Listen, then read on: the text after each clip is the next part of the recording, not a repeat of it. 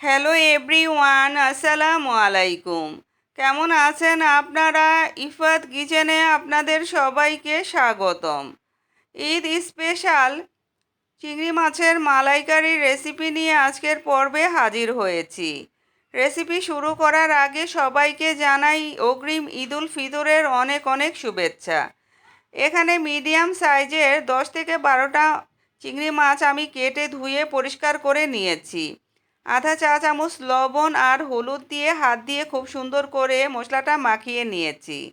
মাছটা এক সাইডে রেখে দিয়ে আমি চিংড়ি মাছের মালাইকারি করার জন্য একটা মশলা তৈরি করে নেব। তার জন্য একটা ব্লেন্ডার নিয়েছি, একটা কাঁচামরিচ, মিডিয়াম সাইজের একটা টমেটো, 2টা পেঁয়াজ কুচি করে কেটে ব্লেন্ডারে নিয়ে নিয়েছি। এখন 3 টেবিল চামচ টক দই দেব, তারপরে খুব সুন্দর করে ব্লেন্ড করে নেব। ব্লেন্ড করা হয়ে গেলে চুলায় আমি একটা প্যান বসিয়ে রান্নার রেগুলার তেল দিয়ে দেব আধা কাপ। তেলটা গরম হয়ে আসলে মশলা মাখানো চিংড়ি মাছগুলো দিয়ে হালকা করে ভেজে নেব। বেশি ডিপ করে ভাজবেন না, তাহলে কিন্তু চিংড়ি মাছগুলো শক্ত হয়ে যাবে আর মালাইকারিটা কিন্তু খেতে ভালো লাগবে না।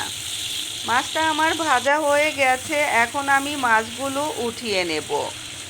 এই চিংড়ি মাছের মালাইকারিটা যে খেতে কতটা সুস্বাদু হয় বন্ধুরা, না খেলে বুঝতে পারবেন না। এই স্বাদ একবার খেলে মুখে কিন্তু লেগে থাকবে।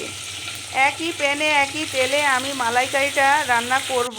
তার জন্য 1 কাপ পেঁয়াজ কুচি, 2টা তেজপাতা, 2 টুকরো দারচিনি, 3টা এলাচি, 3-4টা লবঙ্গ দিয়ে দিয়েছি। মিডিয়াম হিটে পেঁয়াজটা আমি হালকা ব্রাউন কালার করে ভেজে নেব। এভাবে ভেজে নিলে আস্ত গরম মশলা থেকে কিন্তু সুন্দর একটা স্মেল চলে আসবে। 1 চা চামচ উঁচু করে আদা রসুনের পেস্ট দিয়ে দিয়েছি। আমি 2 মিনিট আদা রসুনের পেস্টটা ভেজে নেব, যাতে আদা রসুনের কাঁচা গন্ধটা চলে যায়। 1 চা চামচ মরিচের গুঁড়া, আধা চা চামচ করে হলুদের গুঁড়া, ধনিয়ার গুঁড়া, জিরার গুঁড়া দিয়েছি। আর দিয়েছি গরম মশলার গুঁড়া 1/4 চা চামচ। মিডিয়াম লো হিটে তেলের মধ্যে মশলাটা একটু ভেজে নেব, তাহলে কিন্তু মালাইকারির কালারটাও দুর্দান্ত আসবে। ভেজে নেওয়ার পরে ব্লেন্ড করে রাখা মশলাটা পুরোটা আমি দিয়ে দেব। দিয়ে খুব সুন্দর করে একটু সময় নিয়ে কষিয়ে নেব। এখন আমি এখানে 1 চা চামচ লবণ দিয়ে দিয়েছি।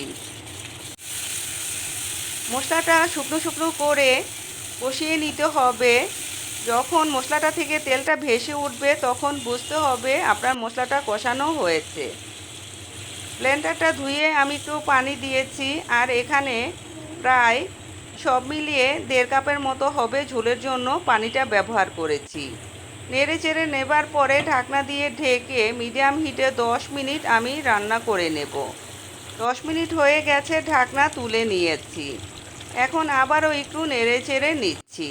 তারপরে ভেজে রাখা চিংড়ি মাছগুলো এখন ঝোলের মধ্যে দিয়ে দেব।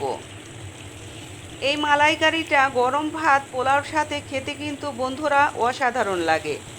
আর ঈদের এই অনুষ্ঠানে আমরা রোস্ট, পোলাও, কালিয়া যত কিছুই রাখি না কেন, এর মধ্যে কিন্তু আমরা মাছটাও রাখি।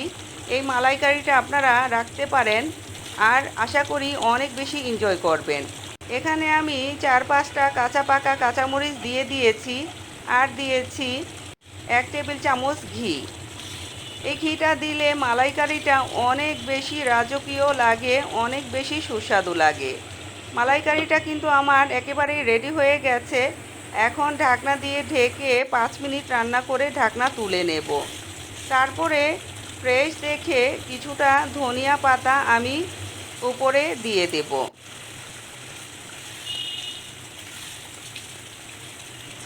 তারপরে নেড়ে চেড়ে নেব। দেখেন গ্রেভিটা কতটা ঘন হয়েছে, কতটা লোভনীয় হয়েছে। নেড়ে চেড়ে নেবার পরে আমি গ্যাসের চুলাটা অফ করে সার্ভ করে নেব। যাই হোক বন্ধুরা, ভালো থাকবেন, সুস্থ থাকবেন, আমার জন্য দোয়া করবেন। দেখা হবে নতুন কোনো রেসিপিতে। আল্লাহ হাফেজ।